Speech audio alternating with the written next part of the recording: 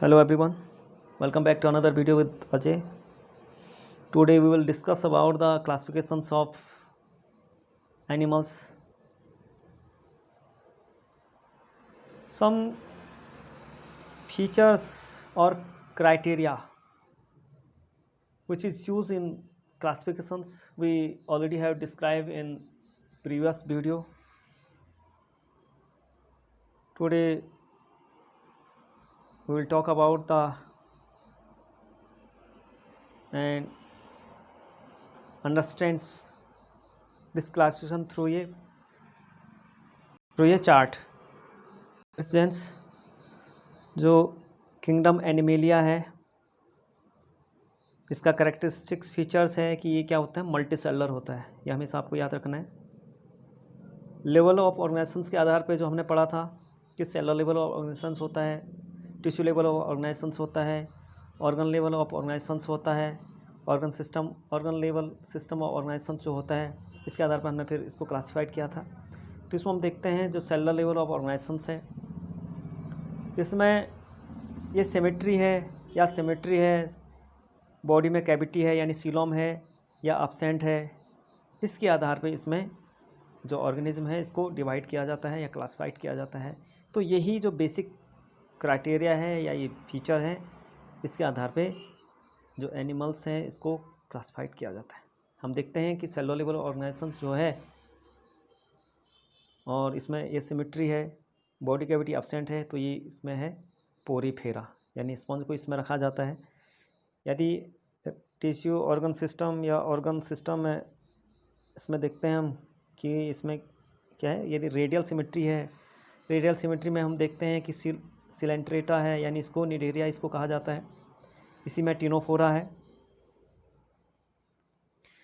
यदि इसमें tissue level organ system है, बायलेटरल सिमेट्री है, यदि इसमें विदाउट बॉडी कैविटी है यानी बॉडी कैविटी एब्सेंट्स है, तो इसमें इसको कहा जाता है एसिलोमेट्स। इसमें आता है प्लेटीहेल्मिन्थीज। स्यूडोसिलोमेट्स है यानी फॉल्स, यानी हमने देखा था कि इसमें क्या होता है, स्कैटर्ड फॉर्म में रहता है। इसको हम पीछे देखें तो इसमें हम देखते हैं कि 3 प्रकार का सीलोम हमने पढ़ा था,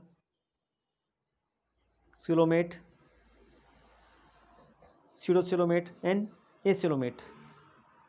तो सिलोमेट्स ये है जिसमें क्या होती है, सीलोम होता है।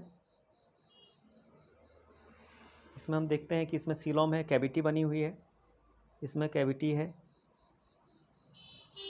जबकि ये है, इसमें जो आप देख रहे हैं ये स्यूडोसिलोमेट्स हैं, इसमें स्कैटर्ड फॉर्म में बिखरा हुआ है, ये स्यूडोसिलोमेट है। और जबकि इसमें क्या है, अनडिफरेंशिएट है, इसमें ये एसिलोमेट है, कोई भी कैविटी इसमें नहीं आपको दिखाई दे रही है या हमें नहीं दिखाई दे रही है। तो इसके आधार पे फिर इसको डिवाइड किया जाता है। इसी में हम देखते हैं कि जिसमें क्या है, ट्रू सीलोम है यानी सीलोमेट्स हैं, तो इसमें ये animal Annelida, arthropoda, Mollusca, Echinodermata, Hemichordata and Chordata इसमें आते हैं। यानी हम जो कैरेक्टरिस्टिक फीचर्स है इसके आधार पे विभिन्न जो फाइला है इसको डिस्क्राइब किया जाता है। अब बात करते हैं फाइलम पोरीफेरा, जो सबसे इसको हम कह सकते हैं कि member of this phylum are commonly called या नॉन स्पॉन्ज, यानी इसको स्पॉन्ज कहा जाता है। They are generally marine and mostly asymmetrical in man. ये क्या होते हैं, मैरीन होते हैं, समुद्र में पाए जाते हैं, और मोस्टली क्या होते हैं, एसिमेट्रिकल एनिमल्स होते हैं। These are primitive multicellular animals and have cellular level of organisations. Primitive हम कह रहे हैं इसको, मल्टीसेलुलर एनिमल्स हैं, और इसमें हमने कहा कि ये सेलुलर लेवल ऑफ ऑर्गेनाइजेशंस इसमें होता है, इंपॉर्टेंट है, बहुत important. Sponge have a water transport और कैनाल सिस्टम। इसमें वाटर ट्रांसपोर्ट और कैनाल सिस्टम होता है। इसमें ऑस्टिया होते हैं, इधर ऑस्कुलम होता है। ऑस्ट्रिया के द्वारा वाटर एंड जो फूड है, और हम कहते हैं गैस है यानी जैसे ऑक्सीजन है, इसको इसके द्वारा ले जाया जाता है। और साथ साथ में वाटर ट्रांसपोर्ट सिस्टम यहाँ से आउट किया जाता है, जिसमें जो इंडाइजेशन फूड है इसको यहाँ से आउट किया जाता है। तो इसमें हम देखते हैं water enter through the minute pores, जिसको हम ऑस्ट्रिया कह रहे हैं, ऑस्ट्रिया है, इसमें ऑस्ट्रिया हम कह रहे हैं। In the body wall into the central cavity spongocoels, from here the goes out through the osculum. This pathway of water transport is helpful in food gathering, respiratory exchange and removal of waste. Choanocytes or collar cells line the spongoceles and the canals. यानी कोनोसाइट्स जो होते हैं या collar sales इसको कहा जाता है, ये स्पॉन्जोसील्स में होती है, and the canals. Digestion is intracellular, जो डाइजेशन होता है इंट्रासेलुलर होता है। The body is supported by the skeleton made by the spicules और स्पॉन्जिल फाइबर इसको कहा जाता है। सेक्स आर नॉट सेपरेटेड, यानी हर्मोफ्रोडाइट होता है। Egg and sperm are produce by the same individual, दोनों यानी चाहे स्पर्म हो चाहे एग हो, एक ही जो ऑर्गेनिज्म है उसके द्वारा यानी सेम ऑर्गेनिज्म द्वारा प्रोड्यूस किया जाता है। स्पॉन्जेस रिप्रोड्यूस ये सेक्सुअली बाय फ्रेगमेंटेशंस, इसमें ये सेक्सुअल जो होता है फ्रेगमेंटेशंस और फर्टिलाइजेशन, और जो सेक्सुअल जो होता है फॉर्मेशन ऑफ गैमेट्स होता है, यानी दोनों गैमेट्स एक ही में बनते हैं, सेक्सुअल रिप्रोडक्शंस कहलाता है।